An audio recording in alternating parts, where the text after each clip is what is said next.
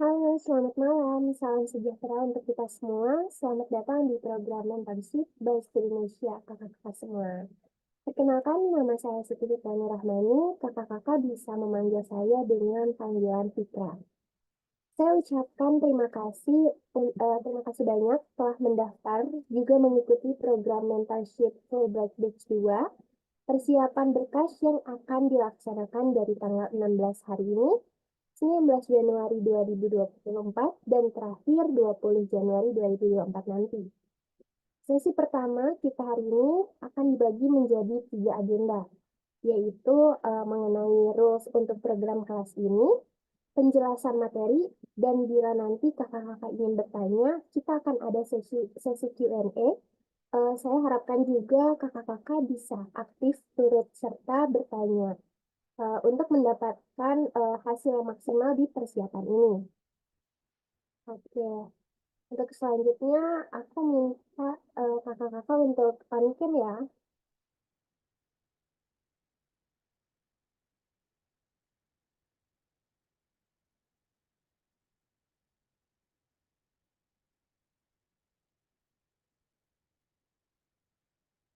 Bentar ya.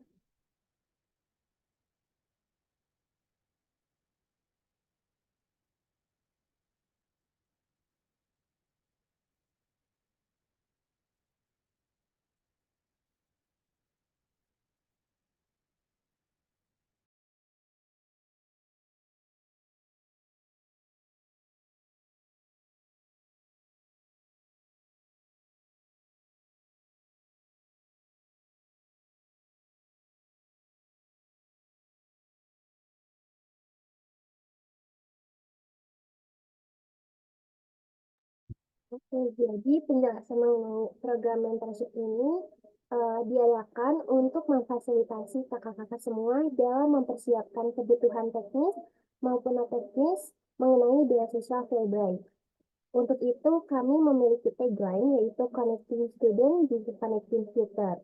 Di layer ini ada beberapa orang yang mungkin kakak-kakak pernah lihat sebelumnya. Nah, mereka ini adalah beberapa mentor yang akan mengisi juga di Mentorship Student Indonesia.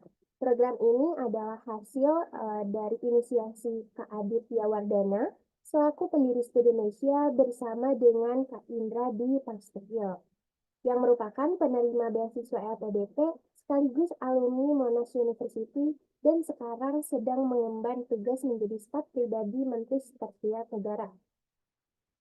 Oke, dalam rules ini, kali ini saya akan menjelaskan mengenai jadwal kegiatan, bentuk kegiatan, sarana juga serta fasilitator. Kelas Mentorship Fulbright Batch 2 ini akan dimulai pada hari ini, yaitu kegiatannya persiapan berkas beasiswa Fulbright. Sesi sharing dimulai pukul 19.30 bersama dengan Kak Gemma.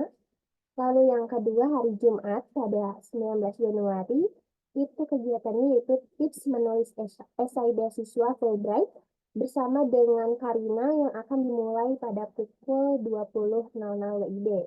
Lalu yang terakhir yaitu hari Sabtu pada tanggal 20 Januari 2024, kegiatannya yaitu persiapan interview beasiswa Fulbright. Sesi sharing ini dimulai pada pukul 19.30 WIB bersama dengan Kak Maharaja. Nah, bentuk kegiatan ini yaitu ada 3, yaitu di WhatsApp Group, Zoom kelas, dan juga Google Classroom. Bagi kakak-kakak yang sudah tergabung dalam WhatsApp Group, ini nanti di mana segala pemberitahuan kelas, link juga penugasan akan dikirimkan melalui WhatsApp Group. Kemudian kakak-kakak juga dapat menggunakan WhatsApp Group ini untuk berdiskusi juga bertanya sesama peserta dan diperbolehkan untuk platformnya dimaksimalkan. Kemudian, sesi kelas ini akan selalu diadakan dengan menggunakan Zoom Meeting. Program mentorship ini akan ada 3 pembicara yang akan memberikan materi dengan topik yang sudah ditentukan. Dan umumnya sesi sharing ini akan dimulai pada pukul 19.30 WIB, namun waktu dapat berubah menyesuaikan dengan keadaan. Sharing bersama penerima beasiswa ini akan berlangsung selama 60 hingga 90 menit atau 1 jam lebih. Tiap pembicara hanya terlibat dalam satu kelas dan tidak akan ada kelas selanjutnya. Dan bila kakak-kakak ingin berdiskusi lebih lanjut dengan pembicara setelah kelas, mohon maaf sekali kakak-kakak kami tidak bisa memfasilitasi platform maupun kontaknya. Namun boleh dapat mengontak secara pribadi atau langsung tanyakan saat kelas berlangsung. Bagi kakak-kakak yang berhalangan hadir di kelas, kami juga menyediakan record room dan file materi classroom. Jadi dimohon untuk kakak-kakak join classroomnya ya.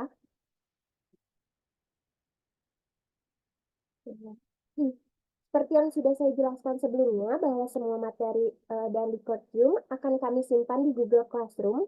Jadi boleh untuk kakak-kakak bergabung dengan memasukkan kode kelas. Ini bisa di screenshot dulu mungkin. Oke. Untuk kode kelasnya sendiri yaitu DFY7DAE. Dan nanti juga kami akan tautkan di description group. Oke, jadi setelah saya memperkenalkan fasilitator, ada Kadit, juga berikut beberapa tugas dari fasilitator, yaitu membuka dan menutup program mentorship, membuka jalannya proses diskusi, memimpin sesi sharing yang akan dibantu juga oleh tim Studenesia, serta melayani diskusi secara personal. Oleh karena itu, kakak-kakak yang merasa perlu untuk diskusi ataupun bertukar pikiran mengenai studi ke luar negeri, diperkenankan untuk menghubungi fasilitator dengan chat personal. Kontaknya sudah ada di grup, yaitu Kak Adit sebagai adminnya ya, Kak. Nah, jadi tadi itu rules-nya.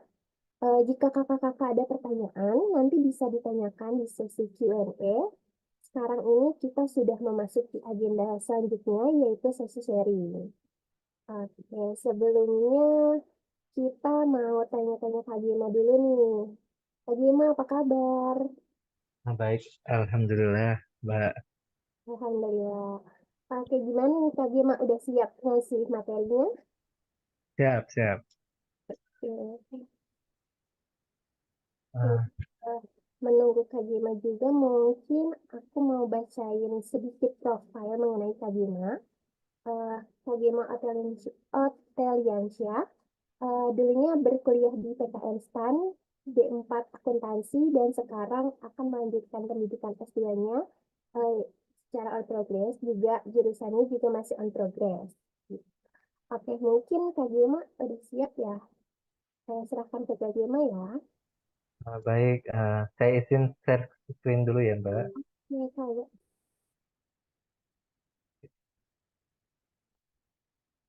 Apakah sudah terlihat?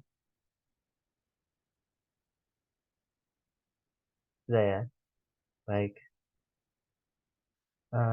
Sorry. Baik, terima kasih kepada Indonesia yang telah memberikan kesempatan bagi saya untuk melakukan sharing knowledge ataupun pengalaman terkait beasiswa Fulbright. Saya awardee tahun 2023, tapi intake-nya di tahun ini, nanti baru kuliahnya di Agustus kayak gitu. Sedikit informasi tentang saya yang telah disebutkan oleh Mbak Fikra tadi.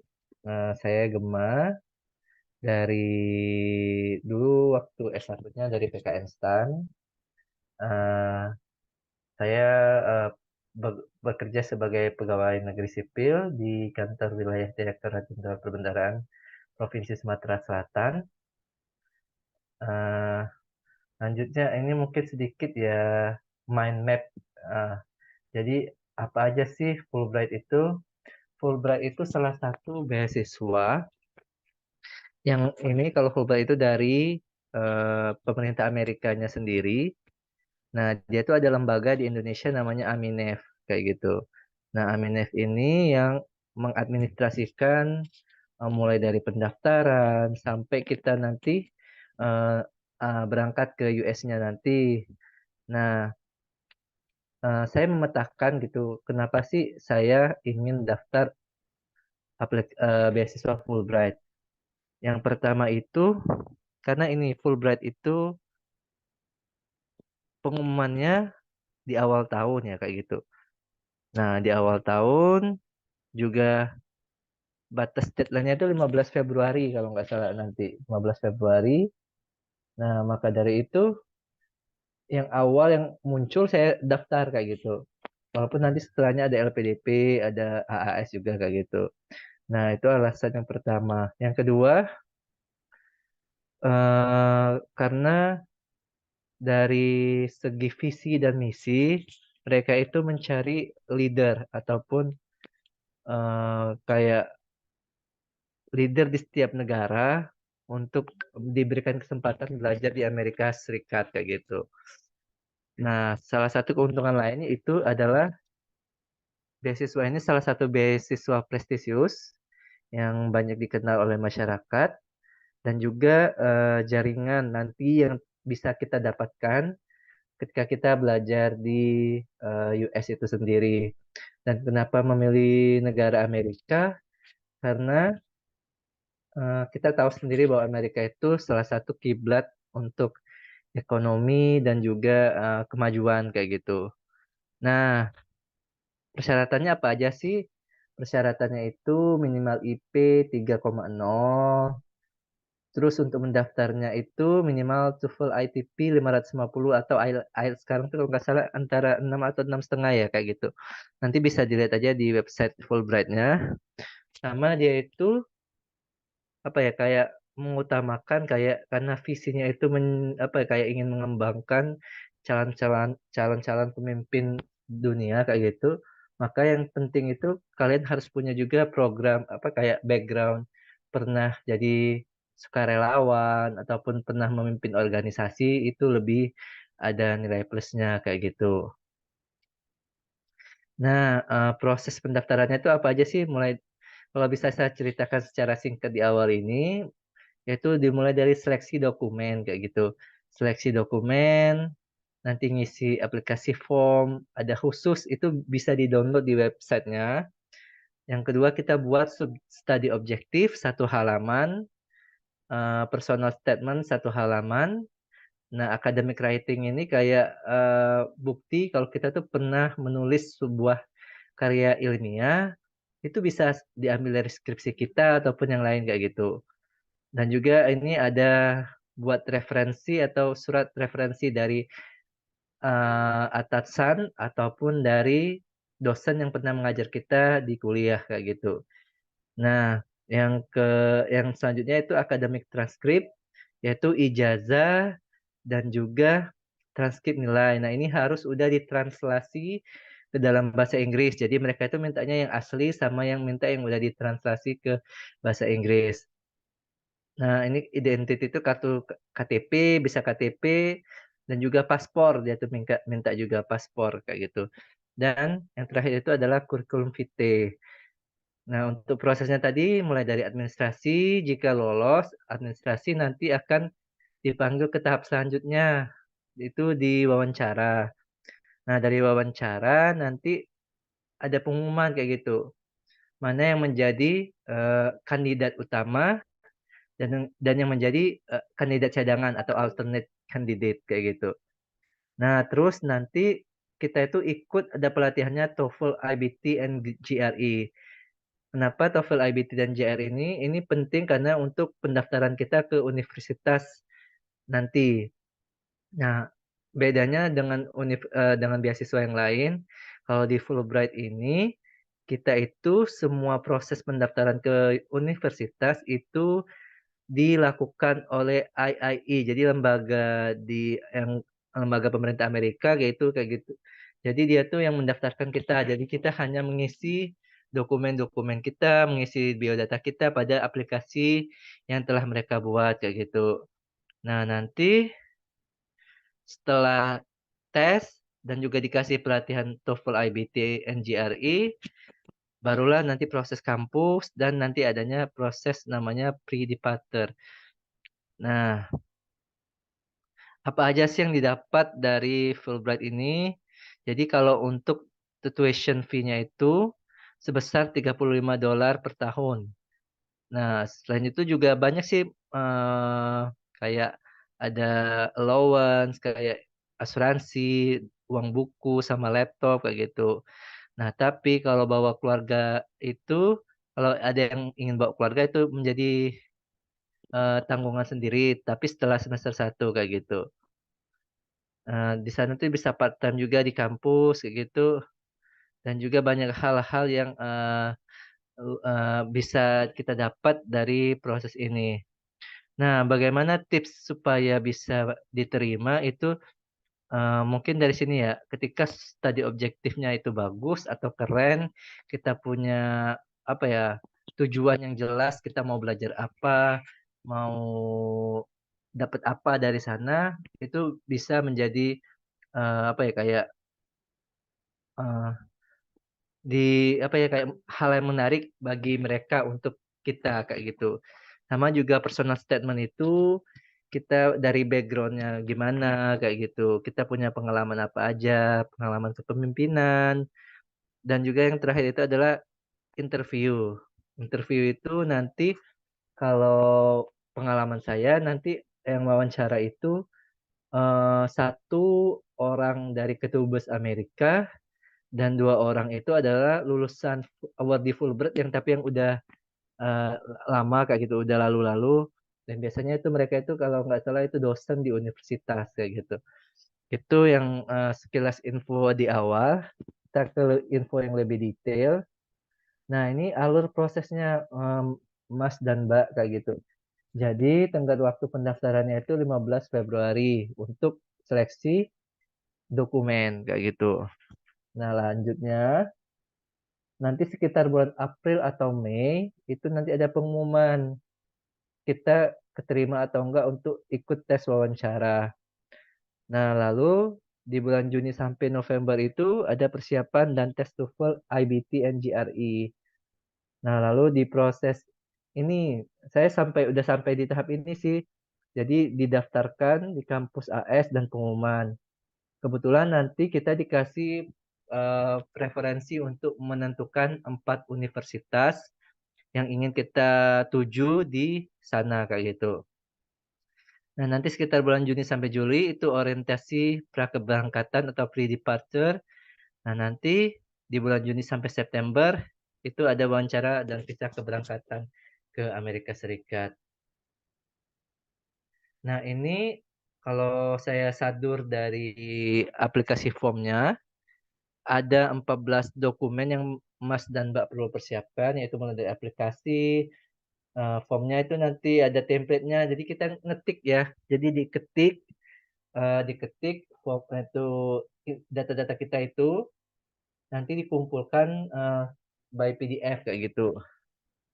Nah, nanti juga ada personal statement, study objektif. Nah, ini bibliografi itu kayak contoh tadi, contoh misal teman-teman pernah publish jurnal, artikel di jurnal kayak gitu. Bisa cukup S1 cukup skripsi saat S1 juga bisa kayak gitu. Dan yang selanjutnya itu academic writing sample itu contohnya ini adalah kalau saya tangkapnya itu kayak ringkasan dari skripsi kita kayak gitu. Itu maksimal 10 halaman kayak gitu. Nah, terus surat referensi yang dibutuhkan dua, bisa satu dari supervisor ataupun dari dosen yang pernah mengajar kita di kampus kayak gitu. Kalau saya, pengalaman saya itu atasan saya langsung sama dosen pembimbing saya pas di kampus kayak gitu. Nah, ini uh, transkrip dan juga ijazah. Nah, ijazah itu dia minta yang aslinya, yang sudah dilegalisir ya nanti. Nah, maka dari itu teman-teman kalau bisa jauh-jauh hari untuk minta legalisir ke kampus karena takutnya jangan mepet-mepet. Karena proses di kampus juga perlu ada waktu administrasinya kayak gitu. Nah, kalau translasi ini kalau beda case ya. Kalau di kampus saya itu ada yang bisa mentranslasikan ijazah sama transkrip kita. Jadi kita cuma kalau di kampus saya itu jadi saya cuma bayar biayanya, nanti hasil translasi dikirimkan ke kita kayak gitu. Nah, terus ini tadi scan dari TOEFL atau IELTS. Kalau minimal untuk daftarnya itu cukup ITP 550. Dan juga kalau IELTS itu 6,5 sekarang ya kalau nggak salah. Nah, menurut saya dari segala proses persiapan dokumen ini yang cukup memakan waktu dan menguras tenaga serta biaya itu di TOEFL ITP karena saya berapa kali retake ya, saya 4 kali retake untuk bisa dapat nilai di atas 550. Nah, kenapa saya juga pilih ITP karena dibandingkan tes-tes yang lain cukup murah karena 550.000 kayak gitu sekali tes kayak gitu. Nah, tapi kalau misalkan teman-teman udah yakin dengan kemampuan teman-teman bisa dapat IELTS yang lebih di atas 6,5 ya nggak apa-apa juga kayak gitu. Nah, itu selanjutnya adalah fotokopi KTP atau paspor. Nah, paspor ini saya sarankan juga kalau bisa udah yang apa ya kayak e-paspor ya kalau sekarang itu kan yang harganya agak lebih mahal dibandingkan paspor biasa. Cuman kelebihannya kalau e-paspor ini dia kalau misalkan kita nanti berangkat ke Amerika Serikat itu ada transit ke Jepang itu udah bebas visa. Nah, kalau yang paspor biasa itu harus bayar visa juga ke Jepangnya kayak gitu.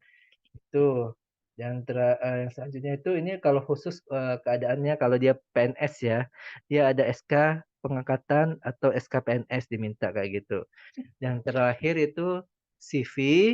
Nah, CV ini kalau berdasarkan eh, contoh-contoh yang untuk negara Amerika itu, yaitu nggak boleh lebih dari 2 halaman kayak gitu. Jadi semaksimal mungkin teman-teman menyusun apa ya kayak CV ini informasi yang padat, tapi nggak boleh lebih dari 2 halaman kayak gitu. Nah, next, saya. Nah, kenapa saya tampilkan slide ini? Jadi teman-teman harus tahu dulu kenapa alasannya ingin lanjut kuliah. Karena dari mengetahui background kenapa ingin lanjut kuliah itu, teman-teman nanti bisa mengembangkan tulisan di study objektif ataupun personal statement-nya nanti. Nah, ini contoh saja di case saya itu karena bekerja di keuangan, saya itu melihat ada masalah di tingkat pemerintahan daerah itu bagaimana mereka itu kurang dalam pengetahuan di financial literacy. Nah, dari situ saya membuat apa sih masalahnya kayak gitu. Terus bagaimana sih cara untuk mengatasi masalah tersebut. Nah, itu salah satu contohnya. Nah, ini contoh CV saya. Jadi ini 2 halaman. Jadi kalau saya bisa share tips dari saya itu ini ikuti template CV yang berlaku di Amerika karena negara tujuan kita itu Amerika, maka ikuti CV template-nya kayak gitu. Ini bisa sih dicari-cari aja di Google ataupun itu bisa kayak gitu. Nah, tadi saya bilang maksimalnya 2 halaman dan juga informasi itu harus padat sepadat mungkin. Misal contoh yang saya buat ini, saya jelasin latar belakang pendidikan saya, tapi cukup itu aja kuliah S1-nya aja kayak gitu. Atau kalau kayak saya itu karena saya ada D3 ditambah juga D4 saya kayak gitu. Nah, terus ini pengalaman pekerjaan. Ini kalau contohnya itu cukup 3 aja, misal 3 tempat di mana kayak gitu. Nah, nanti kalau misalnya teman-teman punya pengalaman mengajar kayak gitu, ataupun pengalaman volunteer, nanti bisa dimasukin di CV ini. Terus kalau teman-teman ada publikasi, nah bisa juga ditulis. Nah, ini ketika ada publikasi ini bisa menjadi nilai tambah bagi teman-teman untuk memperindah apa ya kayak nilai jual di CV-nya kayak gitu. Terus juga perlu ditulis juga pengalaman memimpin organisasi ataupun berorganisasi. Nah, kayak gitu. Ini penghargaan dan award, pengalaman training dan sertifikasi, dan juga jika teman-teman punya kualitas teknik yang lain, misal ada kemampuan MC atau kemampuan aplikasi software, kayak itu bisa ditulis di situ. Dan juga nantinya yang perlu ditulis juga itu adalah kemampuan kecakapan bahasa Inggris kayak gitu. Atau teman-teman bisa bahasa bahasa yang lain juga bisa ditulis di CV kalian masing-masing. Nah, selanjutnya kalau teman-teman itu bisa juga minta review senior-senior ataupun teman yang sudah mendapatkan beasiswa kayak gitu. Jadi nanti bisa direview nih apa yang perlu dimasukkan, apa yang perlu dibuang kayak gitu untuk di kualitas CV kita. Nah, ikut mentorship. Nah, jadi teman-teman yang hadir di sini sudah bagus ya. Saya beri applause karena teman-teman sudah selangkah lebih maju dalam mengejar mimpi kalian untuk kuliah di luar negeri kayak gitu, ataupun mendapatkan beasiswa kayak gitu. Nah, terus kalau dari saya di apa ya, kedutaan pokoknya salah satu institusi yang ada dari Amerika itu ada namanya Education USA. Nah, Education USA ini atau Ed America, dia tuh apa ya, kayak menyelenggarakan konsultasi yang gratis kayak gitu. Jadi kalau teman-teman mau minta di reviewin CV-nya, di reviewin esainya, cukup dengan buat appointment di Calendly, di pokoknya cari aja nanti ada Calendly Education USA. Nah, teman-teman nanti bisa minta bantuan untuk review atas CV ataupun isi-isi yang kalian buat kayak gitu. Nah, itu untuk CV. Nah, tadi sudah saya jelaskan juga ada namanya personal statement. Personal statement ini apa sih? Kalau saya bisa definisikan menurut saya, jadi personal statement ini lebih ke menceritakan kayak apa sih latar belakang pendidikan kamu, latar belakang keluarga, maksudnya kayak keluarga kamu yang misalnya kayak kayak ini kan hook di awal ya kayak hook kamu tuh dari kalau contohnya saya jelasin kalau saya itu adalah lahir dan besar di keluarga PNS sehingga saya itu tahu bagaimana diajarkan sejak dini bagaimana menjadi pelayan masyarakat kayak gitu. Nah, tapi di sini saya juga jelasin bahwasannya eh, dari selama saya bekerja itu ataupun selama saya ikut orang tua misalkan ke daerah kayak gitu, saya tuh menemukan tantangan-tantangan yang ditemui oleh masyarakat, terutama di masyarakat daerah tertinggal kayak gitu. Nah, dari situ saya ingin melanjutkan studi saya terkait dengan public policy kayak gitu. Nah, saya jelaskan juga nih di personal statement latar belakang pendidikan saya. Misalnya saya di kuliah S1 apa di 4 dulu sebagai ada saya pernah jadi leader di sini, saya pernah jadi eh, ada prestasi kayak gitu ikut lomba dan dapat prestasi kayak gitu. Dan juga ini saya jelasin juga saya penghargaan saya maksudnya hal-hal yang saya raih di selama bekerja kayak gitu. Nah, dari situ saya jelaskan juga pengalaman saya selama bekerja itu apa sih kayak gitu. Nah, untuk mencapai tujuan saya itu saya kayaknya perlu nih lanjut lagi kuliah kayak gitu, lanjut lagi kuliah di Master of Public Administration biar saya nanti itu bisa berdampak ataupun bisa meningkatkan pengetahuan pengetahuan saya di bidang public policy. Nah, mungkin se, se- sekitar itu ya gambarannya untuk buat personal statement. Dan juga untuk personal statement ini maksimal satu halaman ukuran A4 kayak gitu.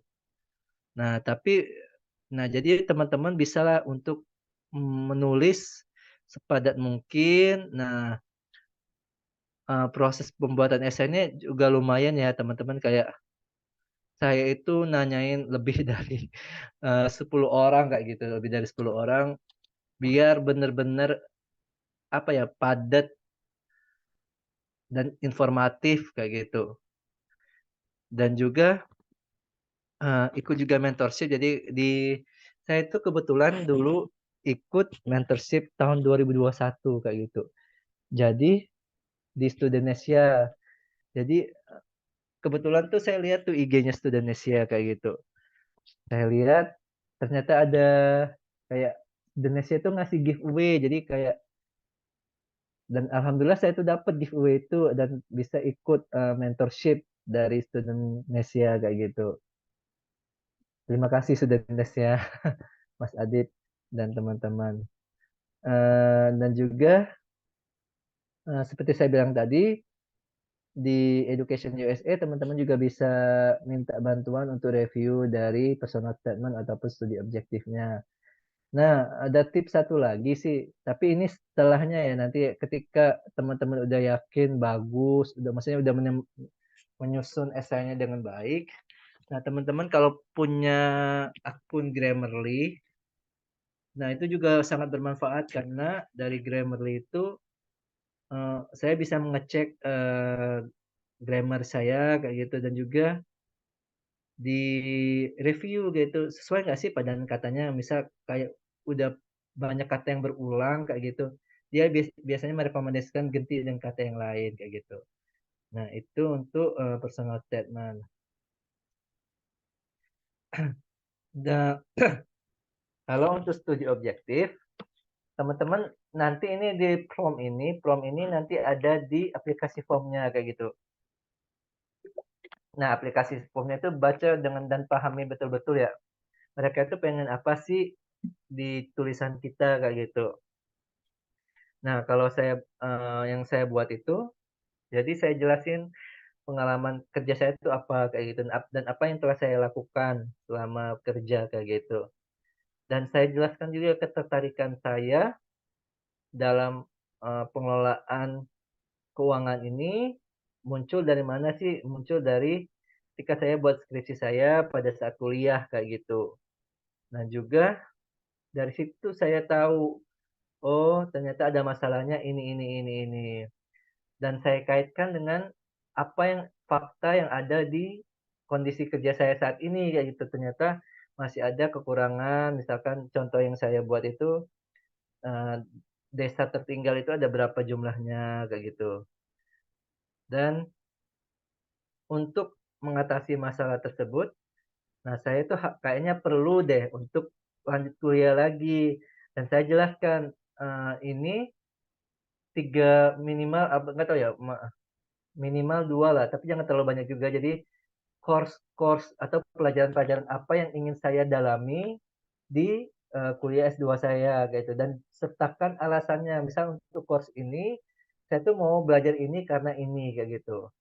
Nah, yang terakhir apa yang akan saya lakukan ke depan setelah saya lulus dari master ini kayak gitu. Itu untuk studi objektif. Nah, setelah nanti rangkaian prosesnya nanti kalian akan juga menentukan 4 universitas preferensi di aplikasi form.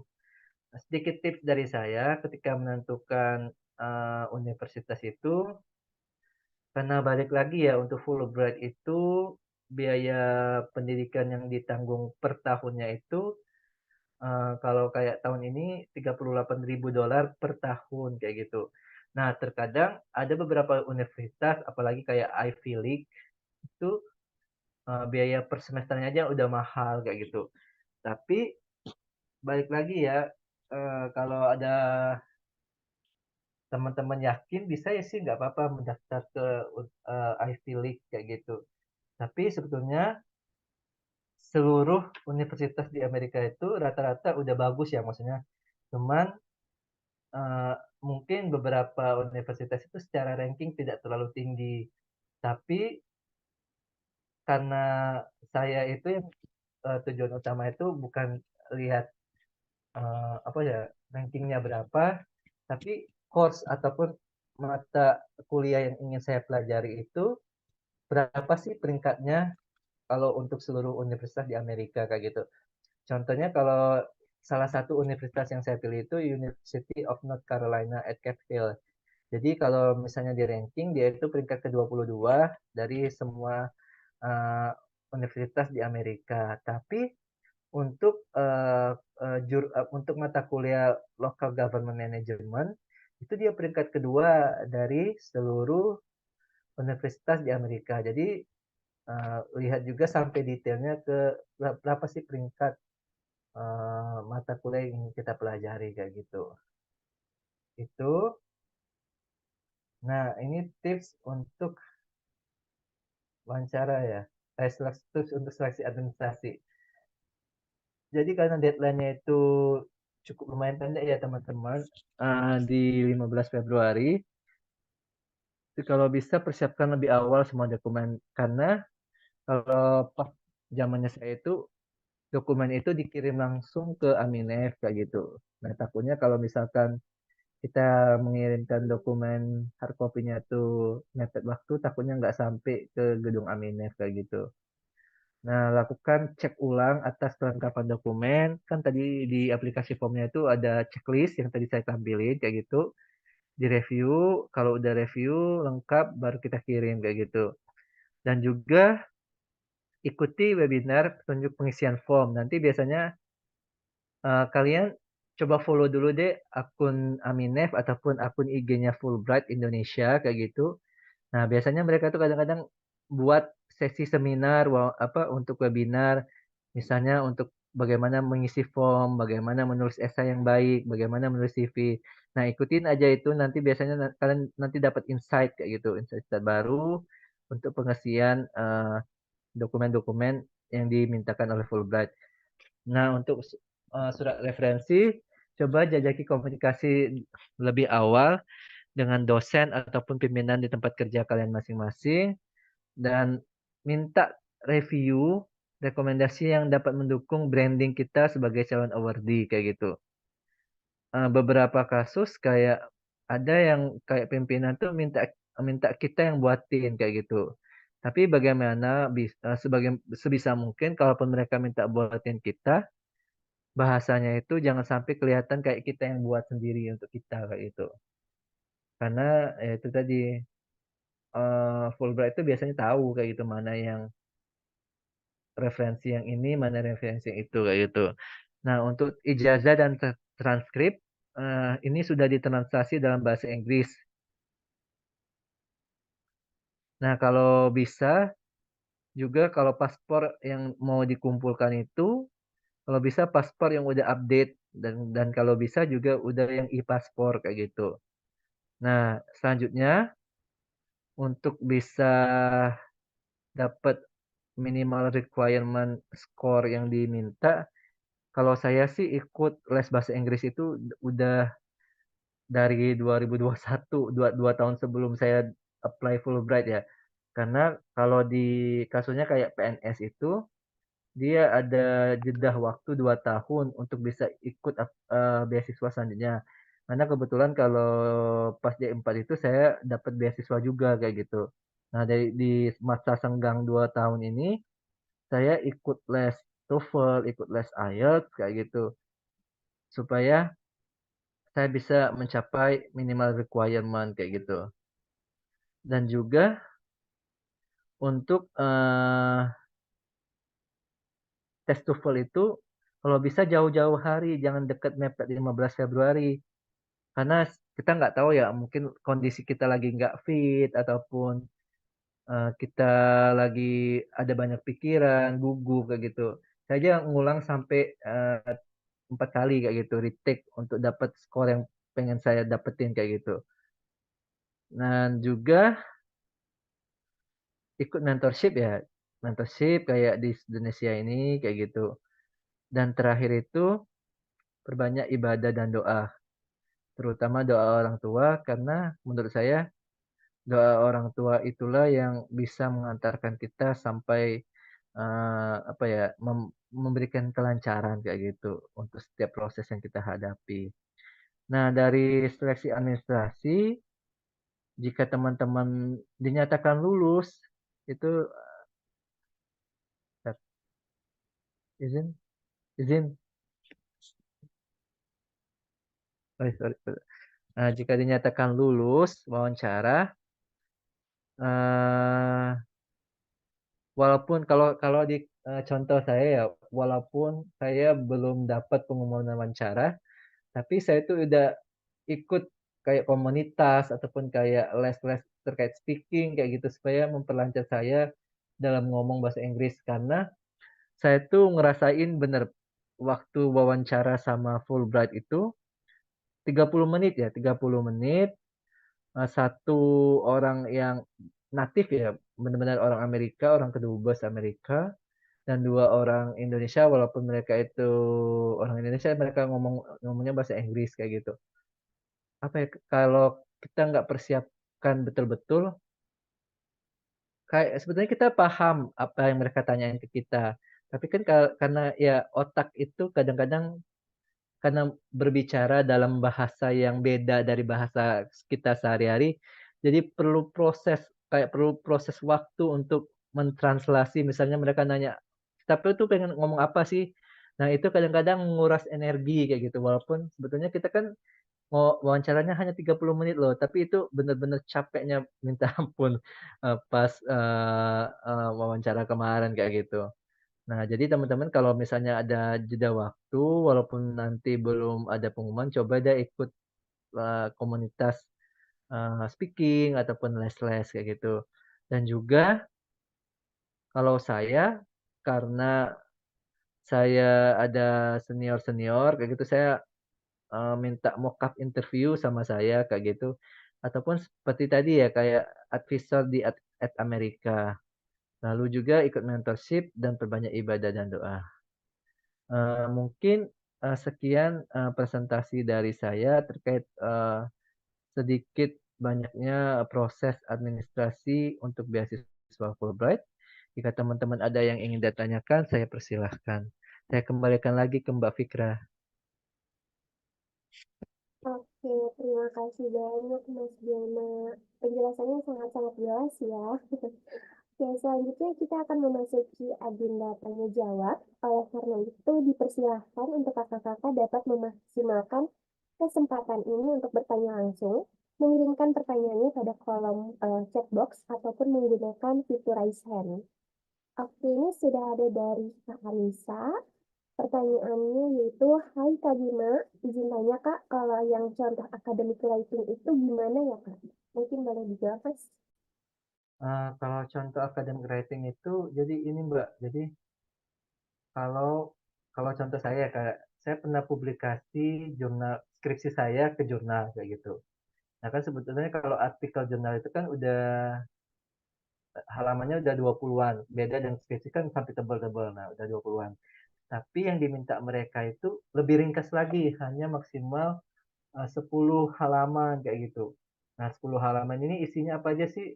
Kalau saya itu saya ambil latar belakangnya dikit, bab satu lah, bab satu tuh saya ringkas-ringkas, terus bab dua itu nggak nggak banyak ya, maksudnya nggak saya tulis, maksudnya kayak definisi-definisi tuh nggak, misalnya saya ngambil kutipan apa ya namanya metode apa ya namanya tinjauan pustaka saya tampilin tinjauan pustaka.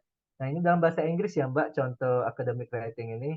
Jadi kalau misalkan skripsi kita dalam bahasa Indonesia, coba ditranslatein dulu ke Inggris kayak gitu.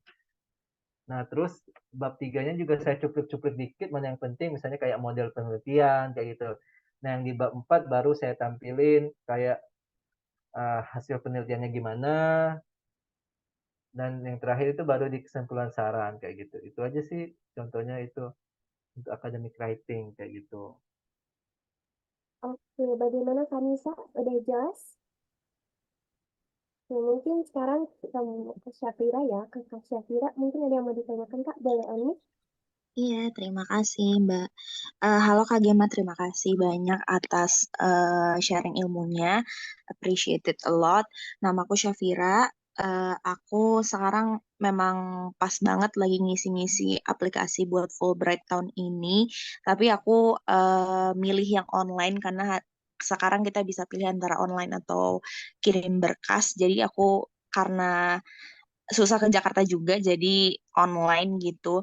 Nah, aku mau tanya mungkin khususnya di esai, walaupun nanti ada sesinya juga, tapi aku tuh pengen tahu em, apa yang harus kita tekankan di personal statement selain mungkin kayak ada gap kenapa kita pengen sekolah di US dan kenapa jurusan tersebut. Karena sebenarnya kalau aku lihat Fulbright itu dia nggak langsung menuju universitas tertentu gitu ya Kak. Maksudnya kayak kan nanti akan dibantu juga untuk pemilihan dari universitasnya. Nah, aku kan sebelumnya juga pernah apply Chevening. Nah, di essay Cheveningku itu untuk yang bagian personal statementnya itu aku benar-benar jelasin gitu kalau aku pengen jurusan di universitas ini, di jurusan ini karena apa gitu untuk filling my knowledge gap dan apa bla bla bla bla gitu ya.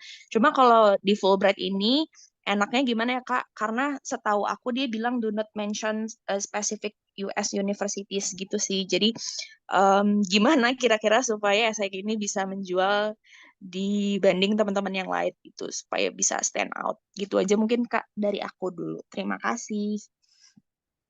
Baik, terima kasih Mbak Safira atas pertanyaannya. Memang kalau di Fulbright ini, baik di aplikasi form ataupun di esainya itu, mereka melarang kita untuk state kita pengen di universitas mana kayak gitu. Tapi kita diperbolehkan untuk misalnya kita tuh mau belajar apa sih di Amerika kayak gitu. Nah, kalau saya sih Mbak sarannya, misal Mbak dari latar belakang apa. Nah, latar belakang apa itu pasti ada masalah kan. Nah, masalah baik Mbak temui dalam kehidupan sehari-hari ataupun di kondisi pekerjaan kayak gitu. Nah, saya apa ya, Mbak tuh ingin mengatasi masalah ini. Salah satunya dengan melanjutkan kuliah kayak gitu. Nah, melanjutkan kuliah di Amerika ini. Nah, kalau contohnya saya itu di personal statement saya itu saya udah jelasin kayak eh, ada 3 hal yang ingin saya pelajari kayak gitu. Misalkan saya ingin sebagai apa ya pembuat kebijakan fiskal itu ya public policy itu saya ingin belajar terkait pengelolaan pemerintahan manajemen di pemerintahan daerah. Kenapa sih? Karena bla bla bla bla bla. Yang kedua saya ingin juga belajar tentang ekonomi kesehatan kayak gitu. Nah, ekonomi kesehatan tuh karena ini bla bla bla bla kayak gitu. Dan juga kalau contohnya saya kayak gitu, saya itu eh, bisa juga dikaitkan ke ini, Mbak. Kayak contohnya ketika di ekonomi kesehatan itu saya itu pengen belajar Obamacare program. Jadi Obamacare itu salah satu program Presiden Obama yang menyediakan fasilitas BPJS lah kalau bahasanya Indonesia ya BPJS di sana kayak gitu. Tapi dengan BPJS ini masyarakat Amerika itu tertolong gitu untuk pelayanan kesehatan. Nah, saya tulisin di situ bahwasanya saya tuh ingin belajar masalah ini apa kesuksesan Obamacare ini kayak gitu. Karena di Indonesia pelayanan apa BPJS kesehatan ini kan masih cukup banyak masalah kayak gitu. Nah, itu contoh kayak gitu ya. Misalkan di Amerika itu apa sih yang program pemerintahnya yang bagus kayak gitu dan kita ingin terapin di sini kayak gitu. Itu sih kayak gitu. Itu contoh yang bisa buat stand out kayak gitu. Dan juga apa ya kalau di personal statement itu eh, saya jelasin latar belakang. Misalnya kayak saya itu kecil itu udah sering ikut bapak saya. Misalnya bapak saya kan bekerja di Dinas Transmigrasi. Jadi saya tuh udah sering banget ke tempat-tempat kayak desa-desa transmigran kayak gitu yang hidupnya tuh agak tertinggal kayak gitu. Nah, kebetulan alhamdulillahnya saya dikasih Tuhan tuh jalan untuk bekerja sebagai PNS. Nah, saya juga dalam hal PNS ini bekerjanya di bidang yang sama, mengelola kayak gitu. Nah, jadi mungkin di situ sih Mbak. Jadi ketika setiap orang tuh beda-beda Mbak untuk yang ingin dia tampilin kayak gitu. Nah, coba Mbak gali di sisi Mbak, apa sih yang kayak latar belakang yang bisa dijual untuk menarik mereka kayak gitu. Itu sih Mbak kalau saran dari saya kayak gitu. Oke, terima kasih Kak Gema. Kak Gem, aku mau nanya sedikit follow up questions. Berarti sebenarnya bisa ya kalau misalnya kita mau ngaitin kayak partnership Indonesia sama US gitu kali ya Kak ya. Ya bisa bisa kayak gitu. Ke iya Ya, pengen belajar ke sana karena US menerapkan apa gitu yang sesuai dengan ya, bidang kita gitu ya Kak ya. ya kayak gitu. Oh, I see. Oke. Mungkin dari aku cukup Kak. Terima kasih. Oke, makasih Mbak Safira. Oke, terima kasih Mbak Safira. Kak Gema ada pertanyaan lagi dari Kak Anissa untuk melanjutkan pertanyaan sebelumnya. Jadi yang academic writing ini bedanya gimana ya Kak dengan bibliografi? Karena skripsi S1 dulu diterbitin jadi jurnal dan rencananya aku masukin di bibliografi Kak. Apakah harus bikin tulisan baru untuk academic writing-nya? Kak Gema maaf masih bingung. Aku izin share screen ya. Jadi aku tampilin nih contoh academic writingku ya. Eh, Nah, ini contoh udah kelihatan belum mbaknya? Ya Kak. Nah, jadi cukup singkat sih contoh sampel academic writing itu. Jadi ini 10 halaman ya. Introduction-nya bab 1 lah kalau kita bilang bab 1, latar belakangnya apa. Ini cukup 3/4 halaman kayak gitu. Latar belakang doang sih aku masukin. Terus tinjauan pustaka ya, tinjauan pustaka. Aku tulis hipotesis penelitianku apa kayak gitu. Sama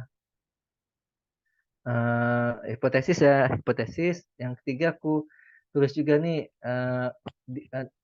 desain research itu gimana kayak gitu.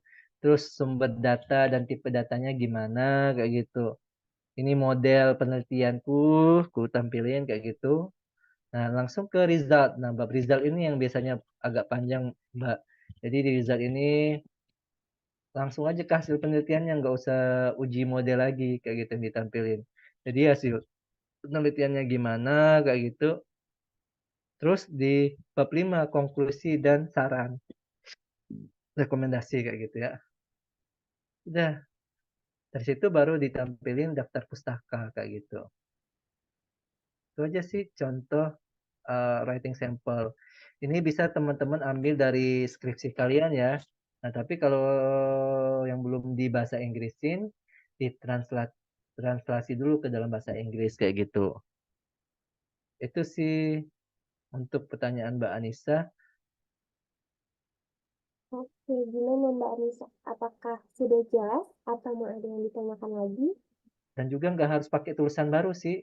Kalau aku cukup pakai skripsi aja sih kayak gitu. Cuman memang maksimalnya 10 halaman kayak gitu.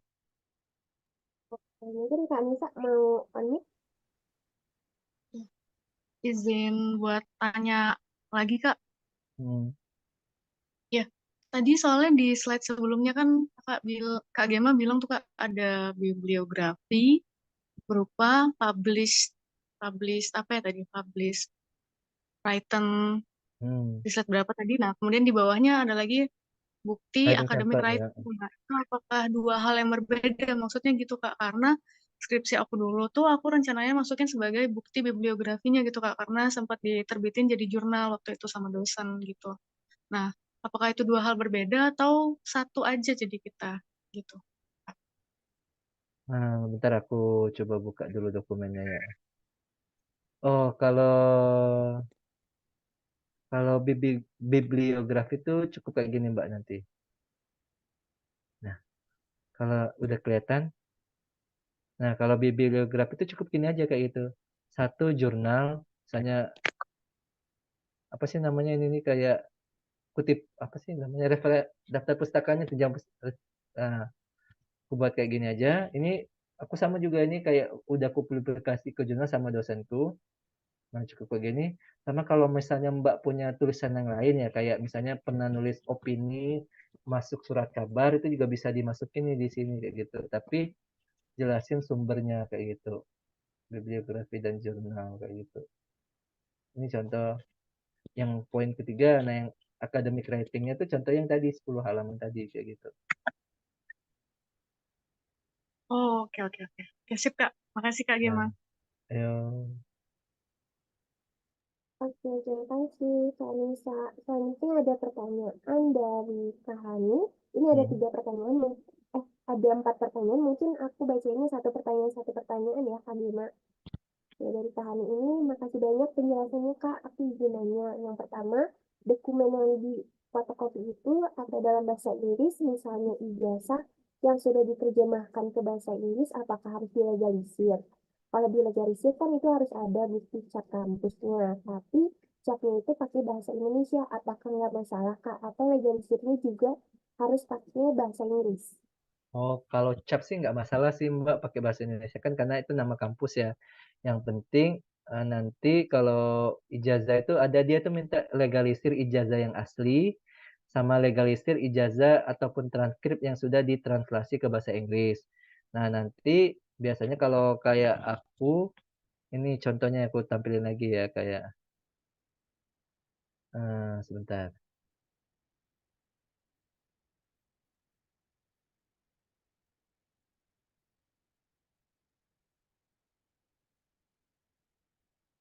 Aku tampilin ya. Nah, ini contohnya ijazah kayak gitu ya. Nah, ijazah itu nggak apa-apa itu pakai itu nama ini nggak masalah kayak gitu. Nah, kalau ini, sorry, cepatannya. Nah, ini nggak tahu ya kalau di kampusku ini yang kata-kata ininya udah bahasa Inggris, tapi memang kalau cap logonya itu masih pakai bahasa Indonesia kayak gitu. Nah, ini contoh yang udah ditranslasi. Ini yang D3 kayak gitu. Nanti yang D4 ada juga kayak gitu. Nah, ini sama, nggak masalah gitu di itunya. Yang udah ditranslasi kayak gini. Itu sih. Itu pertanyaan pertama, Mbak ya. Iya, oke. Untuk pertanyaan yang kedua, lalu menurut kakak orang-orang seperti apa yang potensinya besar untuk lulus? Apakah yang udah banyak pengalaman kerja atau fresh graduate juga bisa? Sebetulnya yang penting kalian itu punya nilai jual yang menarik mereka kayak gitu. Karena rata-rata yang di lulusan URD yang angkatan saya ini banyak Mbak mulai dari ada yang eh, kerja jadi guru, ada yang orang teknik, pertambangan kayak gitu. Ada juga yang pegawai negeri sipil, ada juga yang bekerja di swasta, misalnya tekstil ataupun nah. Jadi sebetulnya ada yang jadi dosen juga kayak gitu. Jadi maksud saya itu yang ketika teman-teman coba pahamin di websitenya Aminnya Fulbright itu ada visi dan misi. Nah, kalau Fulbright ini kebetulan mereka itu mencari kayak calon-calon pemimpin masa depan dari setiap negara. Nah, calon-calon pemimpin ini mau dikasih kesempatan untuk belajar. Nah, kayak gitu. Nah, ketika teman-teman udah tahu value teman-teman, pernah nggak sih jadi ikut organisasi ataupun kalau boleh lebihnya itu teman-teman bisa pernah memimpin organisasi, nah itu bisa menjadi nilai tambah. Atau juga kalau nggak harus bekerja sih, maksudnya ketika fresh graduate tapi dia punya pengalaman organisasi yang banyak, pernah jadi sukarelawan, volunteer, nah itu juga menjadi nilai tambah kayak gitu. Nah kalau kayak saya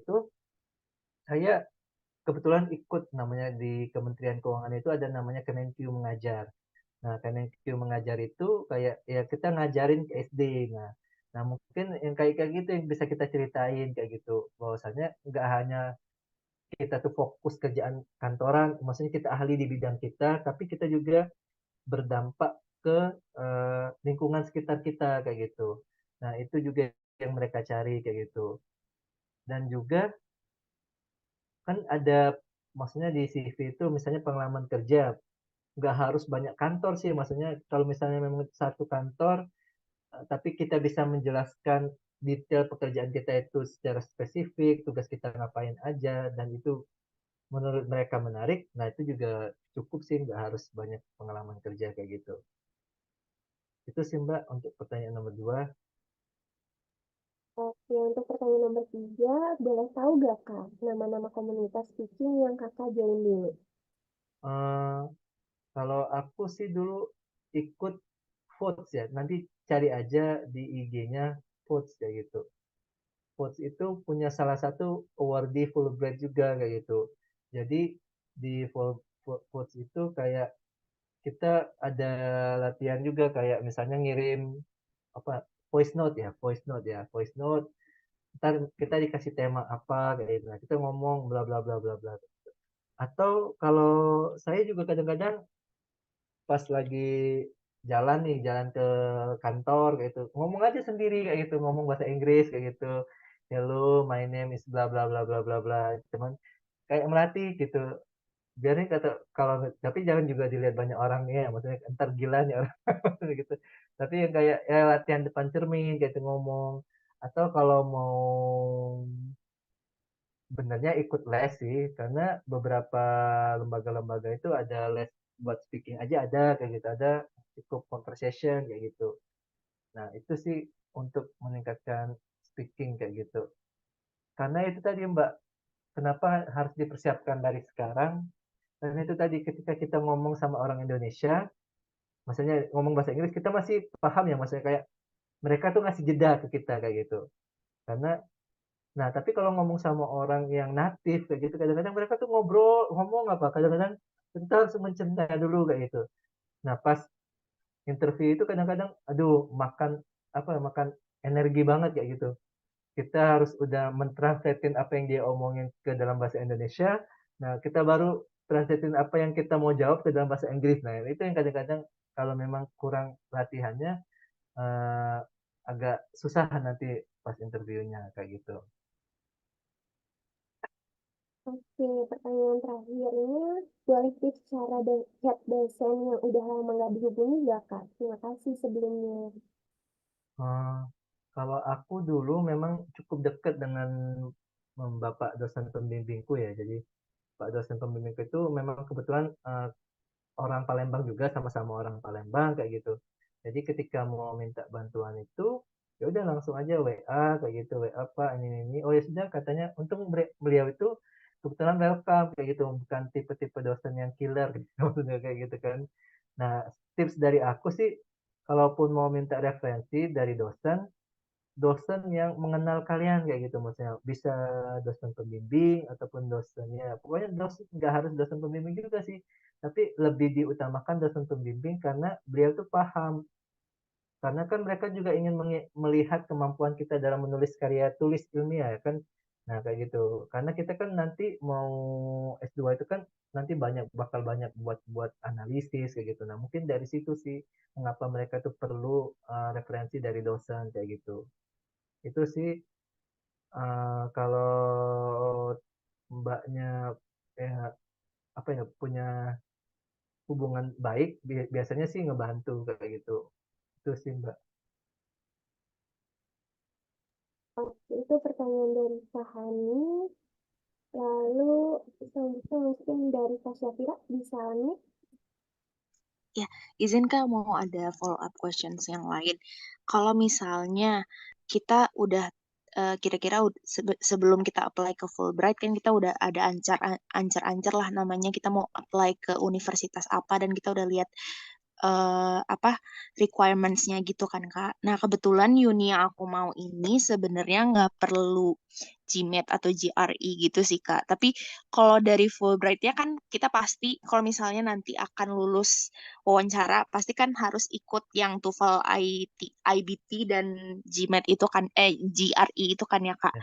Nah Eh, itu apakah dia punya standar nilai gitu ya Kak yang GRE-nya harus minimal eh, sekian buat bisa jadi awardee-nya Fulbright atau jadi maksudnya apakah perjuangan kita untuk menjadi seorang apa untuk jadi awardee-nya Fulbright itu akan udah safe ketika kita sudah eh, dap, udah selesai wawancara dan dipanggil untuk persiapan keberangkatannya itu dan memilih uninya atau sampai mana nih kira-kira gitu pengen tahu itunya aja sih Kak. Sama yang kedua untuk allowance berarti itu tiap state itu mungkin berbeda kali ya Kak ya.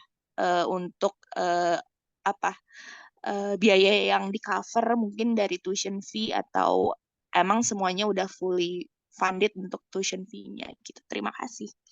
hmm. Baik, aku jawab pertanyaan pertama dulu. Kalau untuk persyaratan lulus seleksi administrasi itu cukup TOEFL ITP 550 aja udah bisa, ataupun IBT itu harus di atas 80 kayak gitu.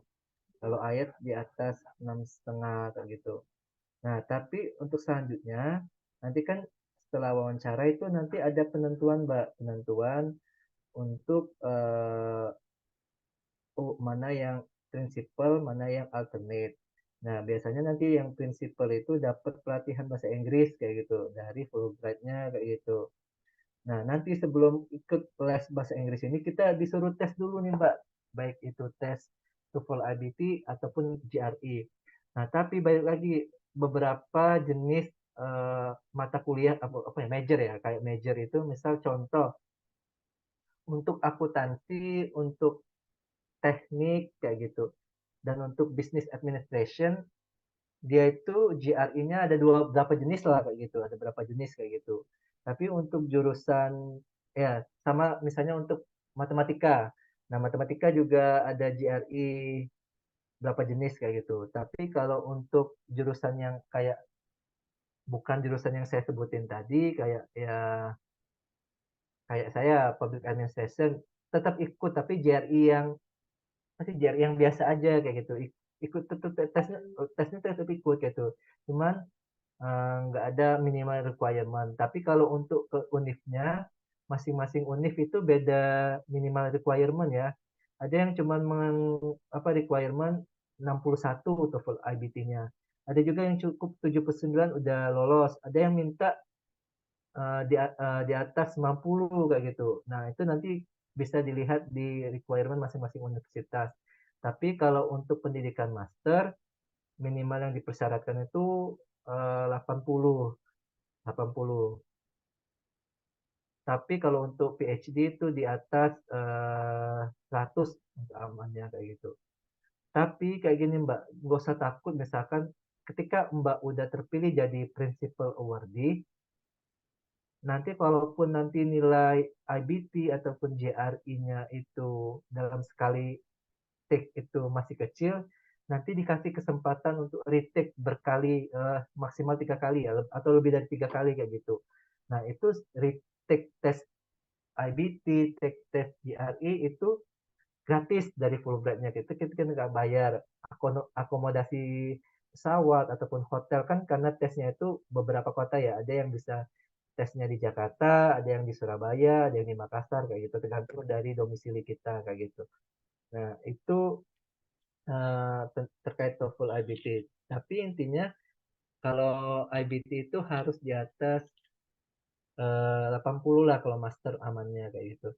Untuk PhD dia di atas 100. Nah, untuk GRE itu di atas 300. Jadi kan GRE itu ada 3 jenis ya tesnya. Jadi kayak tes akademiknya kuantitatif, tes verbalnya, sama kita membuat essay juga, essay. Nah, nilai akumulasi GRE itu dari 3 tes ini harus di atas 300 gitu. Nah, untuk minimal kalau untuk dua itu kuantitatif sama verbal itu minimal kalau mau bagusnya ya di atas 150 kayak gitu masing-masing kayak gitu. Itu sih Mbak untuk yang pertama. Nah, kalau untuk yang kedua, karena saya sebetulnya belum juga berangkat ya Mbak ya, jadi belum bisa cerita banyak terkait berapa pengeluaran, berapa yang uang yang dikasih per bulannya dari mereka kayak gitu. Tapi kalau dengar-dengar cerita senior itu rata-rata ada pengeluaran selain dari yang jadi biaya awal untuk kuliah itu beda Mbak. Jadi misalnya kita untuk ke universitas itu per tahunnya dikasih biaya 35.000 per tahun. Nah, tapi kalau misalkan biaya perkuliahan yang universitas kita itu pilih lebih besar daripada biaya yang dikasih Fulbright, itu nanti ada namanya shortfall. Nah, shortfall itu nanti bisa dibantu oleh Fulbright untuk bisa dia nanti yang koordinasi antara Fulbright sama IIE tadi sama universitasnya kayak gitu. Jadi deal-dealan tuh mereka kayak gitu bisa nanti di bawah shortfall itu tadi. Nah, kalau biaya bulanannya itu kalau stipend ya namanya stipend itu iya benar jadi tergantung dari negara bagian masing-masing negara bagian. Kalau misalnya kayak di kota-kota besar kayak New York ataupun kayak ya kota-kota besar itu mungkin di atas 2.000 US dollar per bulannya. Tapi mungkin untuk yang negara-negara state yang kecil kayak gitu, nah mungkin ya di bawah 2.000 kayak gitu menyesuaikan dari state yang kita pilih kayak gitu. Itu sih Mbak dari saya Mbak Fikra.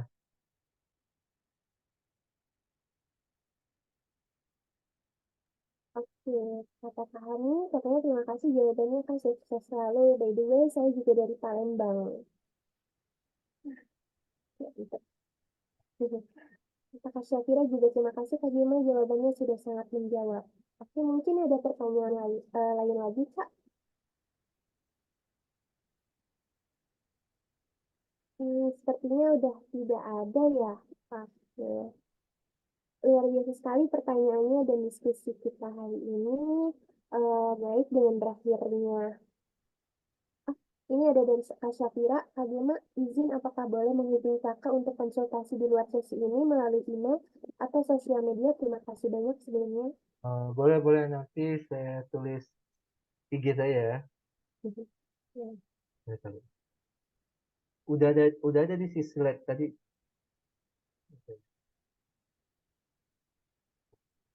Jadi bisa di DM aja di situ ya. @jumat gitu. Ataupun kalau Gmailnya di sini.